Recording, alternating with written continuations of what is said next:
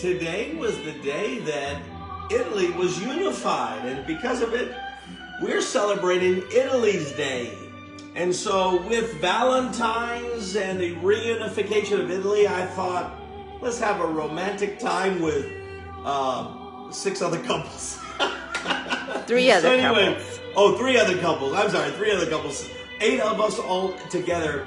And we've been doing this for, this is our 3rd time to have like couples that have to cook. So we're having them come and bring a particular dish, or at least a certain course, and we don't know what they're going to bring, so we're all excited about it. For those who are saying, oh, you're taking risks on COVID, listen, 2 of the couples, 2 of the families, we make sure they've already had COVID, therefore the risk is very minimal, and then the other family, we have someone who doesn't have COVID. And so we're looking for people who've either been vaccinated or have COVID to come out and enjoy a night. So this is a way to do a safe night here in our house. But anyway, we're excited. I'm excited about making chicken Parmigiana. I've gotten this comment from a lot of you, is chicken Parmigiana is my favorite Italian dish. I get this all the time. It's my favorite Italian dish, but they only eat it in restaurants. They think to themselves, it's too hard, I can't make it. That is untrue. I am going to teach you how simple chicken Parmigiana is to make. And of course, restaurants aren't going to like me telling you that, all right? Because they want you to think it's difficult, but it really is rather simple. But anyway, before I get into the chicken Parmigiana, let me tell you, there's a dish that I make. This is one of Sonia's favorite Italian dishes I make in vegetables. You take a California mixed frozen, all right? You've all seen it in the grocery store, California frozen. Well, let me turn down the heat. I can tell already we're a little getting hot on the oil. And then steam it. Then you put it in a dish like this and mix it with plenty of butter, maybe a half a stick. But in this case, I have two dishes, two California mixes. So I do a full stick of butter. And I mix it with Parmesan cheese. And once I mix it nice with Parmesan cheese, I sprinkle a little breadcrumbs on top and a little bit of olive oil. And then what I'm gonna do is I'm gonna put it in the oven in just a little bit, and we're gonna have an incredible vegetables. Vegetables, yes, it is so good. All right, so that's a little side note. You weren't expecting this. Now, how do you make chicken Parmigiana? Let's begin with the chicken. You want to go ahead and slice it thin. So you see that here's my chicken Parmigiana. I got my chicken here. Here's the nice chicken Parmigiana. Now what I did is I took some chicken breast and I just butterflied. I kind of sliced it in half and kind of create maybe about 6 ounces a piece. So that's what I'm looking for, is 6 ounces, maybe 8 ounces if you're really starving, you want a lot of food, all right? You can do that. So what I'm gonna do, now here's the key, and this is something I just recently learned. I get a couple of egg yolks, I mix it, and then I put salt and pepper on the chicken breast, okay? And then I mix it with the egg yolk, and I leave it in there for at least 30 minutes. 15 minutes is enough time, all right? Now, what this happens when you leave it in the egg yolk and you mix it together, what it does is it makes the chicken breast really tender and juicy. And then what you don't want something dry. You want something juicy. And that's what putting in the egg yolk does. So I just have left it in there for the last 30 minutes or so, maybe 45 minutes. Then I have, that's easy. Is that salt, pepper, and that's easy. Right now we're going to be dealing with the breadcrumbs. Now, how do you make the breadcrumbs? Panko breadcrumbs. Twice as much as panko breadcrumbs as regular breadcrumbs, okay? So maybe a cup of panko and a half a cup of regular breadcrumbs. You mix it together. Now, while you want panko, you want it to be crispy. You want the chicken to be crispy. The panko makes it really crispy. Then you want a couple of teaspoons of basil that you mix in it. Then you want plenty, maybe a quarter of a cup of Parmesan cheese in it. All right, plenty of cheese. And then you want 1 teaspoon of garlic powder. That's my breadcrumbs. That's it. Now, tell me, would you all agree at this time, thumbs up, is this simple so far? Chicken breast that you've kind of flattened out, you sliced it.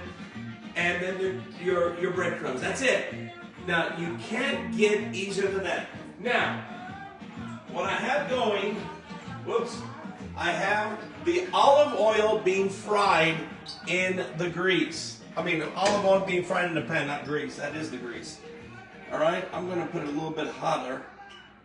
Okay, you want it to get pretty hot. Let's get some light in here. All right, you want it to get nice and crispy because when you fry it, you're going to go ahead and you want it to be nice and crispy. So what I'm going to do is I'm going to take the first chicken breast. We're going to go ahead and put it right in here. Is this beautiful? Sometimes I like to press it in because it's hard to, it doesn't want to stick sometimes. There you go. We're going to stick it in there. Is that beautiful? And there's your chicken. There is the first chicken. Come on. Tell me if that's not beautiful. That's not hard. Did that look hard to any of you? I don't think it looked hard to one single one of you, right? It all looked easy. Now we're going to take another one. Same thing. We want it. And then same thing on the other end. So we got it in there. And there it is. There's the 2 chicken breasts. Is that simple? Would you all agree it is simple at this time? Now what we're going to do is we're going to go ahead and fry it.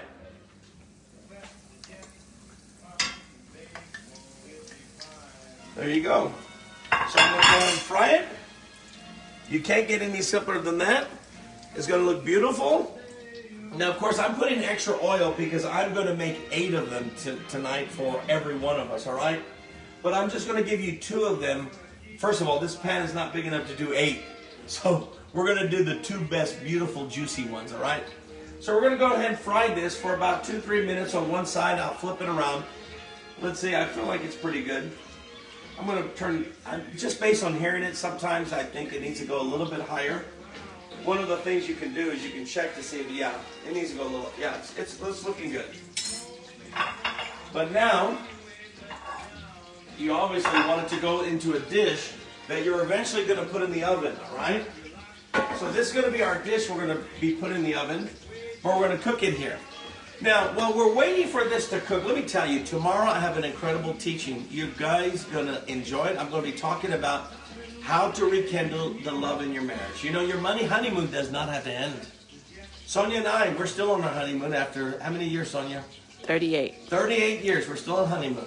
And the way you make, I'm going to talk about how to keep your honeymoon alive and not to let it die. So we're going to be talking about that tomorrow. You guys, tomorrow, as you all know, it's Valentine's. So I cannot think of a better thing to do than to come to church first, get your love fired up, and then go out and have a nice lunch or dinner, whatever you have, something later on. Get a couples massage, something like that. Go out and do something fun. Have a great time tomorrow. Of course, it's not too late to make chicken Parmigiana and have it ready at about 7 o'clock, 7:30. That's a good evening meal. So maybe a man, maybe sir or a sister, you might decide, hey, I think I'll make some chicken Parmigiana for my loved one. And you see how simple this is. And don't forget to use that, my little recipe. Again, California vegetables mixed with butter, Parmesan cheese, sprinkle with some breadcrumbs with some olive oil, sprinkle a little bit of olive oil on top. All right, it's sounding good right now. So let's see what it's looking like. Ah, it's looking good, but it's not done yet. See, that's why I thought I needed to kind of up the temperature.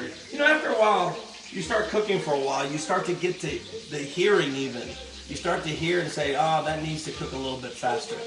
So right now I need to cook a little faster. Of course, I'm trying to teach you how to do chicken Parmigiana, and yet at the same time, I also need to cook the other 6 of them as the couples are coming, because I don't want to have it dried and have it cooked too early. So that's why but I love you enough that I want to teach you how to do it, because this is such a good recipe and you're going to love it.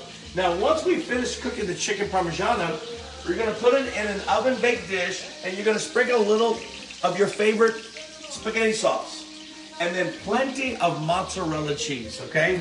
So I have some leftover, I got some mozzarella cheese. So we're going to sprinkle lots of mozzarella cheese with it. First, the tomato sauce, mozzarella cheese, and then you're going to put it in the oven at about 450 degrees here in El Paso. If you live not in El Paso, lower elevations, then maybe 420 is fine. But we're in a high elevation, so we have to cook it a little bit higher. In fact, if you'll notice, come over here, I'm already preheating it at 450 degrees. Now again, if you're not in El Paso and you're lower, make it about 420, okay? No, almost there. This one is good. Now look at that beautiful one. Now, did you notice that I flipped it around? Because it's letting me know that one side of the skillet is cooking faster. You see that? So I know this side toward me is cooking faster. So that's why I flipped it around so that this one will cook about the same, okay? All right, we're getting there.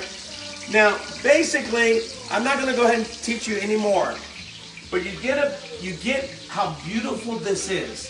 So the rest is quite simple. You'll take the chicken Parmigiana when it's cooked, put it in an oven bake, and then in my case, this is my homemade tomato sauce, all right, my spaghetti sauce. I already cooked it at the beginning this morning, and now I finally turned it off. And again, it's not hot. It doesn't need to be hot because it's going to get hot in the oven, right? So I already cooked it, but if you just want to use ragu, prego, something like that, that's fine. You don't even need to heat it up. Just take it from the jar and pour it a little bit on top, lots of mozzarella cheese, and put it in your oven, and voila, you have chicken Parmigiana. Throw in some spaghetti with your sauce. You have an incredible dinner tonight. Maybe a little salad.